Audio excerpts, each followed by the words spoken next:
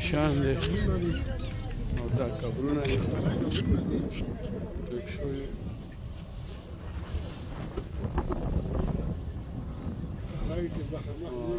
نور دی په دغه وجه باندې چې دي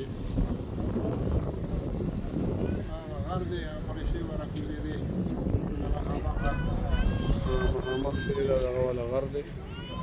فرښتو والا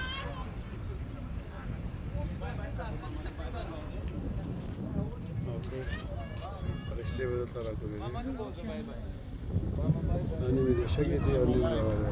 د جبل ملایکو ته وایي